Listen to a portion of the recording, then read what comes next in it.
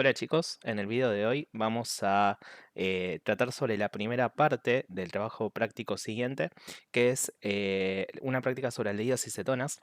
Este trabajo práctico lo vamos a dividir en dos clases.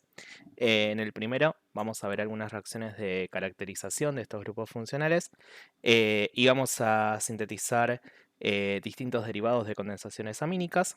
Y en la segunda clase vamos a hacer reacciones de condensación aldólica. Así que bueno, empecemos con la primera parte, que como dijimos va a ser acerca de caracterización de aldehídos y cetonas, y vamos a hablar un poco también sobre condensaciones amínicas. Entonces, bueno, primero empecemos con una introducción sobre algunas características principales que tienen este grupo funcional, que es el grupo carbonilo.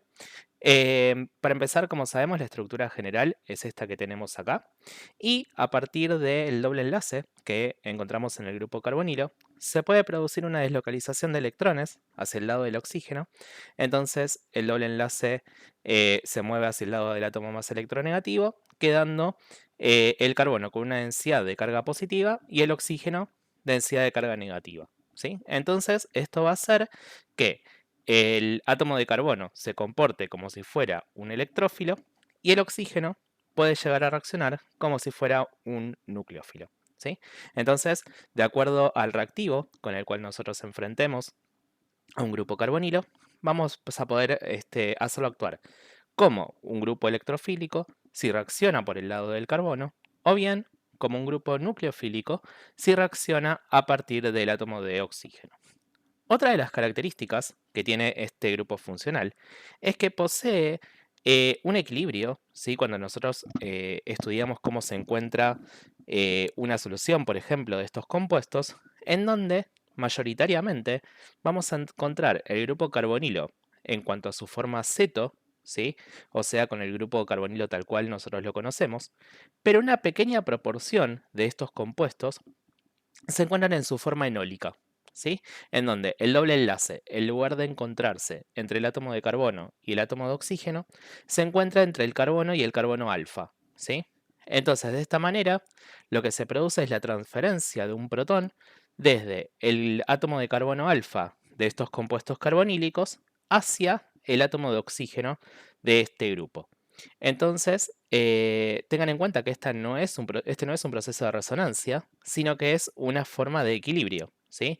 Por lo tanto, vamos a encontrar una pequeña proporción en la forma ceto y otra proporción en cuanto a su forma enólica. Esto es importante porque de acuerdo a los reactivos con los cuales nosotros enfrentemos estos grupos, hay algunos que van a poder reaccionar desde su forma enólica y otros desde su forma ceto. Entonces, estos procesos de equilibrio, ¿sí? En donde se produce la transferencia de un protón desde un átomo hacia otro, es lo que vamos a llamar tautomería, ¿sí? Y en particular, como tenemos un grupo ceto y un grupo enol, este equilibrio en particular se llama tautomería ceto-enólica. Bien, otra de las características que tiene este doble enlace carbono-oxígeno, fíjense que la longitud del enlace es 1,23 angstroms, ¿sí? Que es un poquito más corta que el doble enlace de un alqueno, y a su vez la energía para romper este doble enlace también es un poco más alta, ¿sí? O sea, necesitamos entregar un poco más de energía para romper una unión doble carbono-oxígeno versus una unión doble carbono-carbono. Entonces, bueno, empecemos con las reacciones químicas que vamos a usar para caracterizar estos grupos carbonilo. Primero vamos a usar la reacción de Tollens, en donde lo que se hace para construir el reactivo de Tollens es a una solución de nitrato de plata, se la precipita con hidróxido de sodio, entonces vamos a observar la formación de un precipitado negro grisáceo de óxido de plata, a la cual, una vez que tenemos este sólido formado, lo vamos a disolver en un exceso de amoníaco y se va a producir la formación del complejo diamín-plata, que es lo que nosotros vamos a llamar reactivo de Tollens, ¿sí? Entonces, el reactivo de Tollens, lo que me va a poder caracterizar son grupos aldehído, en donde el reactivo de Tollens se va a reducir a plata metálica, ¿sí? O sea, el catión plata se va a reducir a plata cero y se va a liberar amoníaco, mientras que al compuesto orgánico lo que le va a pasar es que se va a oxidar, ¿sí? En el proceso redox, en donde como estamos en medio básico, ¿sí? Piensen que acá tenemos hidróxido de sodio y amoníaco, entonces el grupo carbonilo se va a oxidar a su forma de carboxilato. ¿Sí? Entonces, si nosotros tenemos un tubo de ensayo con el reactivo de Tollens, que es un reactivo incoloro, y le ponemos nuestra muestra, que en particular nosotros vamos a pensar que tiene un grupo carbonilo que se puede oxidar, vamos a observar que si el tubo está bien limpio y en buenas condiciones, se puede formar un espejo de plata en la superficie del tubo, o bien hay veces que se forma un precipitado medio negruzco, que eso también es plata metálica, o incluso se observa una solución amarillenta, que eso tiene que ver con la formación de plata coloidal, en donde son partículas de plata muy muy chiquititas que le brindan a la solución un color amarillento. Por otro lado, otro de los ensayos que vamos a realizar es es la reacción de Fehling, en donde en este caso el catión cobre 2 vamos a hacer un complejo con el anión tartrato, se va a formar el reactivo de Fehling, que es de color azul intenso, ¿sí? Mientras que el catión cobre 2 tiene una coloración media celeste. Entonces, una vez que formemos el complejo de tartrato con cobre, lo que va a producirse cuando lo hagamos reaccionar con un aldehído es que se va a reducir este reactivo a óxido cuproso, que es un sólido de color rojizo, mientras que para el aldehído también vamos a producir la oxidación al anión carboxilato. ¿Sí? Entonces, la señal positiva para esta reacción va a ser la formación de este precipitado color rojizo y a su vez si la solución del reactivo de Fehling no se encuentra demasiado concentrada, también vamos a observar que la solución se puede decolorar. Ahora pasemos a reacciones que son las estrellas, digamos, de los aldehídos y de las cetonas, que son las reacciones de adición nucleofílica. Las reacciones de adición nucleofílica se pueden llevar a cabo en dos medios de reacción. Se pueden realizar en medio ácido o bien en medio básico, aunque hay algunas que también se pueden plantear en medio neutro, ¿sí? Entonces, ¿cómo se producen las reacciones en medio ácido? Bueno, vamos a tener acá un aldehído o una acetona, ¿sí? Donde está representado con un R1 y un R2, que pueden ser hidrógenos o pueden ser grupos alquilo o arilo, en donde a partir de los pares de electrones libres que tiene el oxígeno, se va a producir la captura de un protón, ¿sí? Acuérdense que estamos en medio ácido. Entonces, de esta manera lo que vamos a producir es la activación del grupo carbonilo, ¿sí? Acentuando esa densidad de carga positiva que queda sobre el átomo de carbono, por lo que va a facilitar posteriormente el ataque del nucleófilo, ¿sí? En un segundo paso. Entonces, el nucleófilo va a venir a atacar al carbono que se encuentra activado por la protonación del oxígeno. El par de electrones se deslocaliza hacia el lado del átomo electronegativo y se forma el compuesto de adición. De acuerdo a cómo sea la estructura del nucleófilo, se puede producir un tercer paso de equilibrio ácido-base para que el producto final se encuentre en su forma neutra. Ahora, en medio básico, lo que va a suceder primero es que el nucleófilo, que en general va a tener una carga negativa en este medio, lo que va a suceder es que va a atacar directamente al átomo de carbono electrofílico del grupo carbonilo. El par de electrones se deslocaliza hacia el lado del oxígeno, se forma el intermediario tetraédrico y posteriormente, a partir de un protón que puede venir del solvente, por ejemplo, vamos a obtener el compuesto neutro, ¿sí? Entonces, en el medio ácido vamos a aprovechar justamente la generación de protones para activar este carbono carbonílico y acentuar su carga positiva, mientras que en el medio básico lo que vamos a aprovechar es que en general los nucleófilos tienen más potencia, ¿sí? Son más fuertes, entonces directamente no necesitamos la activación del grupo carbonilo correspondiente. Ahora, haciendo una comparación entre la reactividad de aldehídos, cetonas y un compuesto particular que es el formaldehído, lo que vamos a poder ver es que, de acuerdo a los sustituyentes que tenga el átomo de carbono carbonílico, la reactividad frente a la adición nucleofílica va a ser un poco diferente, ¿sí? Fijémonos qué es lo que sucede. Si tenemos una acetona, lo que va a pasar es que los grupos alquilo van a donar electrones hacia el átomo de carbono carbonílico y lo que va a hacer es que la densidad positiva que se encuentre sobre el átomo de carbono se encuentra un tanto disminuida. No, porque justamente si yo tengo una densidad de carga positiva acá y los grupos alquilo le donan electrones a este grupo, lo que va a pasar es que se va a apagar, ¿sí?, la carga positiva, la densidad de carga positiva que queda sobre el átomo de carbono carbonílico, y vamos a hacer que ese centro sea menos reactivo, ¿sí?, cuando se lo enfrente con un nucleófilo. Ahora, si vemos qué es lo que pasa con un aldehído, lo que vamos a ver es que solamente tenemos un grupo alquilo que dona electrones hacia este centro electrofílico. Entonces, de esa manera, los aldehídos van a ser más reactivos, ¿sí?, en esta reacción en particular. Y si evaluamos qué es lo que le pasa al formaldehído, fíjense que no tenemos ningún grupo alquilo que apague la densidad de carga positiva que queda sobre este centro. Entonces, eso va a hacer que el formaldehído sea la molécula más reactiva de las tres, ¿sí? Acá tenemos un ejemplo en particular. Tenemos la reacción de hidratación para la acetona, para una acetona, para el propanal, para el formaldehído y para el cloral. Y fíjense que a medida que tenemos grupos que son atractores de electrones, ¿sí?, unidos al carbono electrofílico, como pueden ser 3 átomos de cloro, lo que va a pasar es que esos cloros lo que van a hacer es atraer electrones de la unión, por lo tanto van a acentuar la carga positiva que queda sobre este átomo, haciendo que ese centro sea mucho más electrofílico que antes, ¿sí? Entonces, eso va a hacer que la reacción se encuentre muy desplazada hacia el lado de productos. Fíjense que la constante de equilibrio para esta reacción es de 3000. Si evaluamos qué es lo que pasa con el formaldehído, por toda la explicación que vimos antes, la reacción también se encuentra desplazada hacia el lado de productos, con una constante de equilibrio de 2000, ¿sí? Fíjense que acá en este caso no tenemos ningún grupo que atraiga electrones, entonces disminuye un poco la constante de equilibrio de la reacción.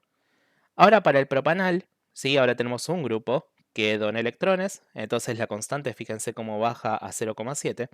Y si vemos qué es lo que pasa en el caso de una acetona, fíjense que la constante disminuye 3 o 4 órdenes de magnitud, yendo hasta un valor de 10 a la menos 2 hasta 10 a la menos 4, ¿sí? O sea que ya cuando evaluamos qué es lo que le pasa a una acetona, toda la reacción se encuentra desplazada hacia el lado de los reactivos, ¿sí?, a diferencia de los casos anteriores. Ahora, nosotros hasta el momento en la materia de TP veníamos haciendo reacciones de sustitución nucleofílica al asilo, ¿no? Piensen que hicimos la esterificación de Fischer, que hicimos el trabajo práctico de protección de grupos, ¿no? En donde hacíamos a un nucleófilo atacar un derivado de ácido, como era por ejemplo el anhídrido acético o bien el ácido benzoico, en donde lo que sucedía era que el nucleófilo atacaba a ese centro carbonílico, ¿no? Se producía la deslocalización de electrones y posteriormente se producía la eliminación de un grupo saliente, en donde para los derivados de ácido, los grupos salientes eran relativamente buenos, ¿sí? Porque a partir de estabilizaciones por resonancia, por ejemplo, hacíamos que ese grupo sea fácilmente eliminable. Ahora, ¿qué pasa si nosotros estudiamos lo que le sucede a aldehídos o cetonas? Bueno, si nosotros tenemos un aldehído, por ejemplo, y lo hacemos que lo ataque un nucleófilo, fíjense que lo que debería suceder, en el caso de que suceda una sustitución nucleofílica, es que se produzca el ataque del nucleófilo, se deslocaliza el par de electrones, obtenemos el intermediario tetraédrico, y en este caso, el grupo saliente tendría que ser un anión hidruro, ¿sí? El anión hidruro es un muy mal grupo saliente porque justamente tener un hidrógeno con una carga negativa, obviamente que no es feliz tenerlo en solución, ¿sí? O sea, romper un enlace que sea carbón-hidrógeno va a requerir muchísima energía. Entonces esto no va a ser favorable. En el caso en el que nosotros querramos hacer el mismo ataque pero en una acetona, lo que va a suceder es exactamente lo mismo que antes, ¿no? El nucleófilo va a atacar al centro electrofílico, se deslocaliza el par de electrones, obtenemos el intermediario, y en este caso el grupo saliente debería ser un carbanión, ¿sí? Que como sabemos son excelentes nucleófilos y son malos grupos salientes. Entonces, ¿eso que va a producir? Que esta reacción tampoco esté muy favorecida. Entonces, ¿cuál es la conclusión? De que los aldehídos y las cetonas no dan reacciones de sustitución, porque justamente los grupos salientes que se obtendrían o sea, si sucediera esta reacción, serían muy malos, ¿sí? Entonces, todo esto no sucede y por eso es que los aldehídos y las cetonas sí dan reacciones de adición, porque no necesitamos la eliminación de ningún otro grupo. Bien, ahora empecemos a estudiar las reacciones de las condensaciones amínicas, ¿sí? Que como saben, estas reacciones, si bien en la actualidad muchos ya no tienen mucho implicancia sintética, desde un punto de vista histórico, las condensaciones amínicas fueron muy importantes porque lo que se hacía en la antigüedad para poder hacer la elucidación estructural de compuestos era generar justamente los derivados nitrogenados de los aldehídos y de las cetonas, que en general eran sólidos. Entonces, a partir de la determinación de los puntos de fusión de estos derivados y comparándolos con tablas de compuestos que se contaban en aquella época, se podía elucidar cuál era la estructura de un compuesto carbonílico que nosotros no sepamos cuál era su estructura. También las condensaciones amínicas son muy importantes desde un punto de vista biológico, ya que son intermediarios de muchos procesos metabólicos, así que si bien desde el punto de vista quizás sintético, en la actualidad no tiene mucha relevancia, tanto desde un punto de vista histórico como también desde un punto de vista de la química biológica, estos compuestos sí son muy importantes. Entonces, hagamos algunas generalizaciones y veamos algunos ejemplos. Si nosotros tenemos un grupo carbonílico, ¿sí? Y lo hacemos reaccionar con un derivado nitrogenado, que lo podemos plantear con una fórmula general como la que tenemos acá, donde tenemos un nitrógeno unido a dos átomos de hidrógeno y un grupo Z, que en función de variar cómo es la estructura de este grupo Z, vamos a tener todos los derivados de condensaciones amínicas, lo que se va a producir es que vamos a hacer un intercambio entre este átomo de oxígeno por un doble enlace entre este átomo nitrogenado y el grupo Z. ¿Sí? Entonces, así, con esta estructura general, es que vamos a encontrar a todos los derivados de condensaciones amínicas. Entonces, ¿cuáles son los ejemplos que vamos a tratar? En el caso de que el grupo Z sea un hidrógeno, vamos a encontrarlos exclusivamente con el amoníaco, ¿sí? Y el derivado que vamos a encontrar va a ser una imina, ¿sí? En el caso que el grupo Z sea un grupo R, vamos a generarnos una amina primaria y en este caso vamos a producir una imina o una base de Schiff, ¿sí? Que son sinónimos. En el caso de que el grupo Z sea un OH, vamos a contar con la hidroxilamina y se van a formar las oximas. En el caso de que el grupo Z sea un grupo amino, sea un NH2, vamos a generar la hidracina y vamos a sintetizar hidrazonas. Si tenemos un NH fenilo, vamos a obtener la fenilhidracina, entonces el compuesto de la condensación amínica va a ser una fenilhidrazona. Y en el caso de que tengamos este grupo que tenemos acá, vamos a contar con un grupo que se llama semicarbazida y el producto de la condensación amínica se llama semicarbazona. ¿Sí? Entonces, ¿cuáles son los ejemplos que vamos a contar en este caso? Bueno, por ejemplo, la ciclopentanona con la hidroxilamina, ¿sí? En un medio catalizado por ácido, vamos a generar la oxima, ¿sí? Acá tenemos la estructura general de una oxima. En el caso de la pentanona, ¿sí? También vamos a generar la oxima. Fíjense que la estructura del grupo funcional es la misma, ¿sí? Tenemos carbono, doble enlace nitrógeno con un OH. Acá tenemos lo mismo, carbono, doble enlace nitrógeno con un OH. En el caso de la hidracina, vamos a generar la hidrazona. En el caso de la semicarbazida, ¿sí? Como tenemos acá, generaremos la semicarbazona. Entonces, bueno, ¿cuáles son algunos de las cuestiones importantes para esta reacción en particular? Fíjense que acá en todas las reacciones tenemos un protón en el medio, ¿sí? Entonces, ¿qué es lo que va a suceder en este caso? Si nosotros hacemos un gráfico de velocidad en función del pH, lo que vamos a encontrarnos en general es que la velocidad va a ser máxima, ¿sí? Para esta reacción, en general cuando el pH se encuentra entre 4 y 5. ¿Y eso por qué pasa? Fíjense que lo que hablábamos recién de las adiciones nucleofílicas, ¿no? Que si yo tenía un medio que estaba catalizado por ácido, lo que iba a suceder es que se iba a acentuar, ¿no? La carga positiva o la densidad de carga positiva que hay sobre el carbono carbonílico, haciendo que ese centro sea más electrofílico. Entonces, todos estos compuestos que se van a comportar como nucleófilos, más fácilmente van a poder ir a atacar a ese centro electrofílico, ¿sí? Entonces, a partir de la utilización de medio ácido, ¿no? Se va a protonar el átomo de oxígeno carbonílico y generamos la activación de ese grupo carbonilo. Ahora, ¿qué pasa? Uno diría, bueno, cuanto más ácido sea el pH, más fácilmente va a poder protonarse ese oxígeno, ¿no? Ahora la cuestión es la siguiente. Fíjense que todos estos compuestos también se pueden comportar como si fueran bases.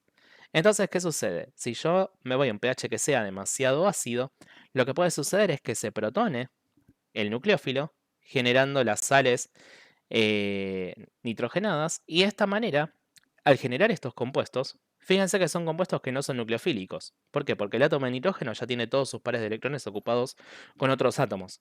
Entonces, si yo lo quiero hacer reaccionar con mi grupo carbonilo, no va a poder.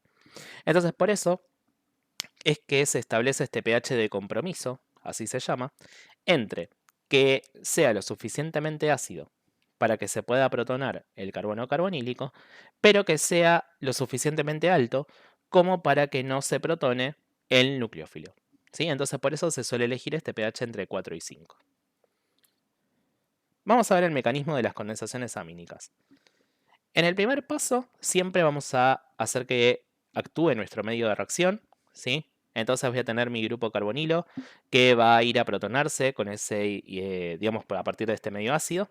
Voy a generar mis dos estructuras de resonancia, en donde a partir de esta estructura que tenemos acá, queda evidenciado que sobre el átomo de carbono carbonílico vamos a acentuar la densidad de carga positiva, haciendo que más fácilmente el nucleófilo vaya a atacar a ese centro.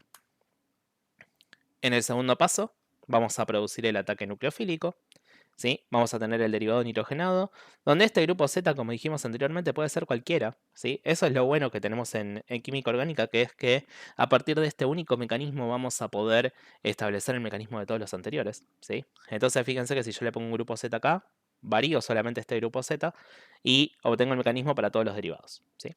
Entonces el grupo nucleofílico, ¿sí? Va a venir a atacar a este centro, al carbono protonado, se va a deslocalizar el par de electrones hacia el lado del oxígeno y genera el intermediario tetraédrico, ¿sí? Con una nueva unión carbono-nitrógeno. Posteriormente, un agua del medio va a venir a desprotonar, ¿sí? A este nitrógeno que queda con 4 enlaces y voy a generar el compuesto neutro que generamos acá, ¿sí? Entonces tenemos un ataque nucleofílico y un equilibrio ácido-base. Posteriormente, lo que vamos a tratar de hacer en este mecanismo va a ser tratar de eliminar una molécula de agua, ¿sí? ¿Por qué? Porque al eliminar esa molécula de agua, yo lo que voy a poder realizar es la formación de este doble enlace carbono-nitrógeno, que es lo que yo necesito para generar justamente mi derivado de la condensación amínica, ¿sí? Entonces, lo que voy a tener que hacer en este próximo paso va a ser protonar este oxígeno, ¿sí? A partir del medio de la reacción. Entonces fíjense que acá en este intermediario ya me queda algo muy parecido a lo que es una molécula de agua. Entonces, ¿qué es lo que voy a poder hacer ahora? A partir de los pares de electrones libres que quedan sobre el átomo de nitrógeno, voy a poder hacer un doble enlace, carbono-nitrógeno, y eliminar directamente la molécula de agua, ¿sí? En un paso de deshidratación. Y de esta manera, yo ya voy a generar, ¿sí? Algo muy similar a lo que va a ser justamente mi derivado nitrogenado. Y ahora, la diferencia entre este compuesto final y el que yo necesito es simplemente un equilibrio ácido-base en donde se desprotone, ¿sí? Este átomo de nitrógeno que tiene 4 enlaces y posteriormente llegará a mi producto final, ¿sí? Entonces, fíjense que los pasos que nosotros estamos contando acá, si bien hay algún paso extra de equilibrio ácido-base, siempre es exactamente lo mismo a lo que venimos planteando hasta ahora, ¿sí? Primero ataca el medio de la reacción a partir de la catálisis ácida. En un segundo paso se produce un ataque nucleofílico y un equilibrio ácido-base.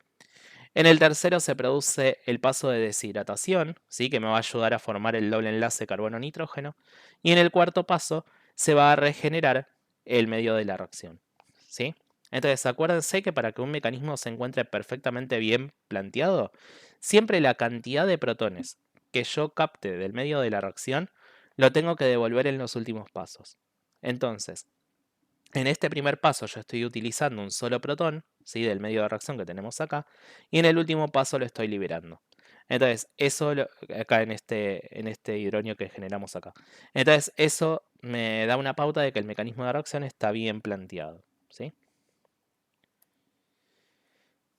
Ahora, un caso particular que nos vamos a encontrar con los derivados nitrogenados tiene que ver con la utilización de la 2,4-DNP. ¿Sí? La 2,4-DNP es esta molécula que nosotros tenemos acá. Se llama 2,4-dinitro. ¿Sí? Fíjense que tenemos acá en el átomo de carbono número 2 del anillo y en el 4, dos grupos nitro. ¿Sí? 2,4-dinitro. Fenil hidracina.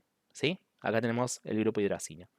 Entonces, la particularidad que tiene esta molécula es que con la mayoría de los compuestos carbonílicos genera derivados que son sólidos, ¿sí? Entonces se usaba mucho en la antigüedad para determinar los puntos de fusión, como habíamos dicho antes. Y la cuestión es que a nivel sintético, lo que sucede es que estos grupos nitro lo que hacen es atraer electrones sobre el grupo hidracina, lo que hace que los pares de electrones libres que quedan sobre el átomo de nitrógeno se encuentren poco disponibles para que esta molécula pueda actuar como nucleófilo. Entonces, para yo poder hacer esta reacción de adición nucleofílica, lo que voy a necesitar es un medio que sea mucho más potente para que el carbono carbonílico se encuentre lo suficientemente activado para que la 2,4-DNP, que como dijimos es un nucleófilo relativamente débil, pueda atacar a esa molécula y que se generen los derivados correspondientes, ¿sí? Entonces, este pH de compromiso que nosotros veníamos diciendo que se necesitaba entre 4 y 5 para el resto de los derivados nitrogenados, para el caso de la 2,4-DNP es importante usar un medio de ácido sulfúrico concentrado, ¿sí? Entonces, a partir de la utilización de este medio ácido sumamente fuerte, me aseguro que el compuesto carbonílico se encuentre lo suficientemente activado para que la 2,4-DNP pueda actuar a partir de este átomo de nitrógeno que se encuentra con los pares de electrones deslocalizados hacia el anillo. Ahora, una característica importante que tienen estos compuestos es que cuando se encuentran en su forma tradicional, tienen un color que suele ser medio amarillento, medio anaranjado, y cuando lo inserto en un medio que sea sumamente básico, lo que sucede es que se desprotona este derivado de la 2,4-DNP, generándose varias estructuras de resonancia, lo que hacen que el compuesto obtenga un color que es más anaranjado o incluso hasta un rojo. ¿Sí? Entonces, para corroborar que mi síntesis fue exitosa, lo que vamos a hacer en el laboratorio va a ser al compuesto, una vez sintetizado, ponerle hidróxido de sodio. Entonces, si se produce un cambio de coloración hacia un color más oscuro, ¿sí? A naranja o rojo, nuestra reacción va a ser exitosa. En cambio, si volvemos a un medio ácido, por ejemplo con el agregado de bicarbonato de sodio, lo que vamos a poder lograr es que se reprotone esta estructura y que el compuesto vuelva a su forma amarillenta, ¿sí? Entonces, esta es una técnica para poder caracterizar a los derivados de la 2,4-DNP. Después, otra de las reacciones que vamos a llevar a cabo en el laboratorio y que acá nos escapamos un poco de quizás la regla tradicional de los aldehídos o de las cetonas tradicionales, tiene que ver con la formación de un derivado, también de un derivado nitrogenado, pero en este caso de un hidrato de carbono, ¿sí? Recuerden que los hidratos de carbono son moléculas que tienen un grupo carbonilo, ya sea un grupo carbonilo como un aldehído, o bien una cetona en el átomo de carbono número 2, y posteriormente en cada átomo de carbono vamos a encontrarnos con un oxidrilo, ¿sí? Y estos compuestos en general suelen tener entre 3 y 6 átomos de carbono. Entonces, para generar estos derivados nitrogenados y que son importantes desde el punto de vista que habíamos dicho antes de la medición de los puntos de fusión, lo que se suelen generar son estos compuestos que se llaman osazonas. Las osazonas son los derivados nitrogenados de un hidrato de carbono con la fenilhidracina, ¿sí? Entonces, lo que va a suceder en este caso va a ser que de vuelta se va a usar un medio ácido para que se protone el grupo carbonilo, ¿sí? Entonces, de esta manera lo activo para que se produzca el ataque nucleofílico de la fenilhidracina, ¿sí? Obtengo el derivado, digamos, a partir del compuesto de adición y de la misma manera que habíamos visto antes, el par de electrones libres se va a producir un paso de protonación, ¿no? Primero. Y posteriormente, a partir de los pares de electrones libres del nitrógeno, ¿sí? Se va a producir la generación del doble enlace como habíamos visto antes, ¿sí? Entonces, exactamente el mismo mecanismo que vimos anteriormente, lo vamos a poder plantear en este caso para un hidrato de carbono, ¿sí? Entonces, generamos, como vemos acá, la fenilhidrazona, en este caso para la molécula de la glucosa, ¿sí? Ahora, una particularidad que tienen estas moléculas es que a partir del oxidrilo que tienen en el átomo de carbono alfa, ¿sí? O sea, en el átomo de carbono número 2, lo que puede producirse es un rearreglo ¿sí? A una transposición que se llama transposición de Amadori, en donde lo que va a suceder es que el doble enlace carbono-nitrógeno va a migrar, ¿sí? Hacia digamos, hacia el carbono alfa. Entonces, lo que se va a producir de esa manera es la generación de un enlace simple carbono-nitrógeno y un enlace doble carbono-carbono en el carbono alfa, ¿sí? Como lo vemos acá en este intermediario subsiguiente. Y si tenemos en mente cómo era la estructura de los enoles, ¿sí? Que habíamos visto al principio, tenemos un carbono que tiene un doble enlace con un oxígeno, ¿sí? Con un OH. Entonces, esta forma enólica puede transformarse en su forma aceto. Y a partir de, digamos, de esta transformación se va a liberar un grupo anilina, ¿sí? Entonces, fíjense cómo es, digamos, el movimiento electrónico para producirse este desplazamiento. No le vamos a dar demasiada relevancia a nosotros, pero lo tienen acá explicado. Y generamos este intermediario que nosotros tenemos acá. Entonces, ¿qué es lo que va a suceder? A partir de digamos, dos pasos más de adición nucleofílica, vamos a utilizar dos moléculas más, ¿sí? De fenilhidracina, para terminar generando estos compuestos, como vemos acá, donde vamos a generar una adición nucleofílica en el átomo de carbono número 1, ¿sí? Donde encontrábamos el grupo de carbonilo inicial, pero a su vez también un segundo paso de adición nucleofílica en el átomo de carbono número 2, ¿sí? Entonces, estas estructuras que tenemos acá, donde tanto en el carbono 1 como en el carbono 2 tenemos eh, la adición de dos grupos fenilhidracina, es lo que vamos a llamar osazonas, ¿sí? Entonces, este es el derivado que es sólido y el cual se aprovechaba, como habíamos dicho antes, para las determinaciones estructurales, en este caso de hidratos de carbono. Bien, ¿qué es lo que vamos a hacer en el laboratorio? Ya terminamos con la introducción teórica, ahora vamos a ver qué es lo que vamos a hacer. En este trabajo práctico lo que vamos a hacer es obtener distintos derivados de condensaciones amínicas, que son los que vamos a encontrar acá más abajo. Vamos a tener estos compuestos posibles que tenemos acá presentados. Entonces lo que vamos a necesitar es que a partir de las técnicas que vamos a ver a continuación, ustedes se armen los cuadros de reactivos y los esquemas de trabajo necesarios, ya que nosotros lo que vamos a hacer con ustedes es decirles qué derivado nitrogenado van a obtener y ustedes van a tener que plantearse qué reactivos de partida van a necesitar y obviamente saber las cantidades que van a requerir de cada uno de ellos. Por eso es importante que se armen el cuadro de reactivos antes de llegar al laboratorio.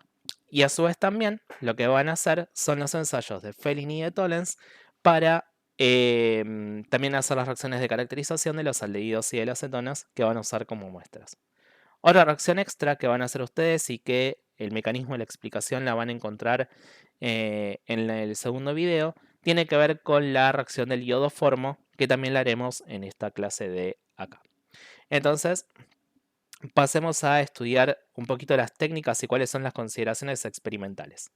Para el ensayo de Tollens, lo que van a hacer es mezclar 1 mililitro de solución de nitrato de plata al 5%. Le van a agregar una gota de hidróxido de sodio, entonces acá van a ver la precipitación del óxido de plata.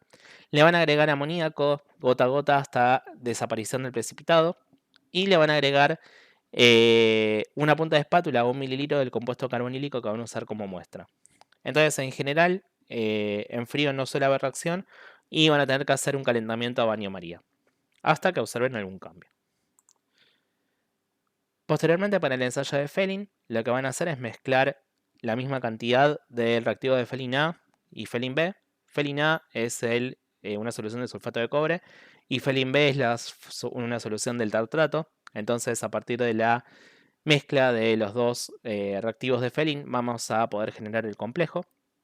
Se le agrega posteriormente una punta de espátula, 1 mililitro del compuesto carbonílico, y de vuelta tienen que calentar suavemente a baño María. También hasta observar los cambios, que obviamente en este caso va a ser la formación del óxido cuproso. Para hacer las osazonas, lo que van a mezclar son 5,6 milimoles del clorhidrato de fenilhidracina, 1,2 gramos de acetato de sodio, ¿sí? Entonces, a partir del clorhidrato de la fenilhidracina y el acetato de sodio, le vamos a dar el pH necesario al medio, ¿sí? Para que se produzca todos los pasos de reacción que vimos anteriormente. 8 mililitros de agua, ya que estos dos son sólidos, ¿sí? Entonces necesitamos armar una solución. Y 2,3 milimoles de la aldosa o la acetosa que elijamos como muestra. Entonces, lo que van a hacer después es calentar a baño maría en agua hirviendo hasta que se observe la formación de un precipitado que va a ser de color medio amarillento. Posteriormente, vamos a retirar el tubo, lo vamos a dejar enfriar y lo que vamos a hacer es filtrarlos y observar los cristales al microscopio. De acuerdo a cómo se encuentre la fenilhidracina y cómo hagamos la reacción química, hay veces que se forma como una especie de aceite, que es lo que se llaman productos alquitranados, que es justamente para eliminarlos y tratar de obtener la sazón lo más pura posible. Lo que se puede hacer es agregar 0,5 mililitros de solución saturada de bisulfito, que lo que hacen es reaccionar con estos productos alquitranados y obtener el producto lo más puro posible. Posteriormente vamos a hacer la formación de una base de Schiff, ¿sí? O sea, de una imina a partir de una mina primaria con el compuesto carbonílico. Entonces, para ello, lo que vamos a hacer es mezclar 0,02 moles del compuesto carbonílico, 0,022 moles de la mina, 5 a 10 gotas de ácido acético glacial y vamos a agitar. Entonces, de esta manera, lo que va a producirse es la precipitación de la base de Schiff. Se le va a agregar 4 o 5 mililitros de etanol frío para dispersar ese sólido. Y en el caso de que no se produzca el precipitado, lo que se va a hacer es ponerlo en baño de hielo y agitar con una varilla para favorecer justamente la precipitación en el caso de que la solubilidad de la base de Schiff sea relativamente grande en agua. Posteriormente lo que vamos a hacer es filtrar el producto y lo vamos a lavar con una pequeña porción de etanol frío para justamente eliminar los restos que tengamos de amina que hayan quedado sin reaccionar o el mismo del compuesto carbonílico y a su vez también terminar de arrastrar parte del ácido acético que vamos a usar como medio de reacción para evitar que se descomponga justamente la base de Schiff.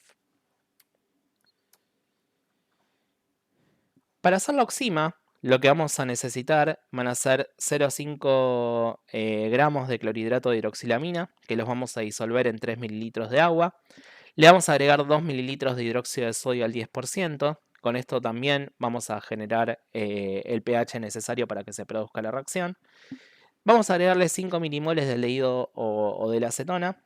Si el compuesto que nosotros estamos agregando es demasiado insoluble en agua, lo que vamos a hacer es agregar etanol hasta que el medio de reacción deja de estar turbio y vamos a calentar en baño María por 15 a 20 minutos.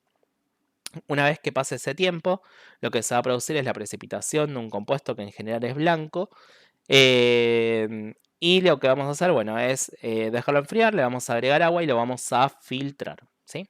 Posteriormente lo vamos a secar y vamos a determinar la masa obtenida para calcular el rendimiento. En el caso de que el compuesto que se obtenga tenga un color medio desagradable, lo que puedo hacer es recristalizarse en agua o en una mezcla de etanol y agua. Para hacer el derivado de la 2,4-DNP, lo que vamos a hacer es agregar 2 puntas de espátula en un tubo de ensayo, ¿sí? De la 2,4-DNP. Le vamos a agregar 2 mililitros de ácido sulfúrico concentrado y 1 mililitro de agua. Toda esta mezcla la vamos a transferir a un vaso que tenga 10 mililitros de etanol. Posteriormente a ese vaso le vamos a agregar 5 milimoles del compuesto carbonílico, que lo vamos a disolver en 20 mililitros de etanol, y vamos a mezclar justamente estas dos soluciones. De esa manera, lo que va a suceder es que se va a producir la precipitación del derivado de la 2,4-NP, que puede llegar a ser inmediata, ¿sí? En el caso de que el compuesto carbonílico se encuentre muy activado, o bien puede llegar a tardar entre 5 y 10 minutos. Posteriormente se puede recristalizar el producto obtenido a partir de 30 mililitros de etanol al 95%. Acá hay que tener cuidado porque justamente vamos a recristalizar con etanol, que es un solvente inflamable. Y para hacer la caracterización, como vimos antes, lo que vamos a hacer es a una punta de espátula del producto obtenido, lo vamos a disolver en un poquito de agua, le vamos a poner hidróxido de sodio, ¿sí? A ver si se confirma la producción del derivado a partir del viraje de la solución en color naranja rojizo. Y posteriormente le vamos a poner bicarbonato para devolver el pH inicial y producir la reprotonación del compuesto original, virando de vuelta la solución a un color medio amarillento. Y por último, para hacer la reacción de iodoformo, sí que es la última reacción de caracterización de los aldehídos o de las cetonas, lo que vamos a hacer es a una punta de espátula o 1 mililitro del compuesto carbonílico le vamos a poner 2 a 3 mililitros de agua, 4 a 5 mililitros de Lugol, sí que es una solución de yodo. Le vamos a poner hidróxido de sodio al 20% hasta que desaparezca el color del yodo, ¿sí? Y que la solución sea más o menos amarillenta. Y vamos a dejarlo reaccionar unos segundos. Si no se produce ningún tipo de reacción, ¿sí? O sea, si no ven la aparición de, digamos, de ningún cambio, lo que vamos a hacer es calentar ese tubo de ensayo a baño de agua a 60 grados durante 2 minutos y lo vamos a dejar enfriar. Entonces, en este caso, para que la reacción sea positiva, lo que vamos a observar es la aparición de un sólido amarillo que justamente se debe a la producción del iodoformo, ¿sí? Generando una reacción positiva. Después, en el segundo video, vamos a estudiar cómo es el mecanismo de esta reacción y cuál es la función que cumple. Entonces, bueno, este es el fin de la primera parte. Entonces, como cuestión importante, antes de llegar al laboratorio, es que ustedes se armen los cuadros de reactivos para todas las síntesis que nosotros estuvimos viendo. Tengan en cuenta que todas las técnicas se encuentran expresadas las cantidades en milimoles de reactivos, entonces van a tener que tener en cuenta la densidad y todos los datos necesarios de los compuestos originales, ya que a partir de eso ustedes se van a armar su propia técnica. Entonces, bueno, terminamos con esta primera parte y cualquier cosa obviamente nos pueden ir consultando.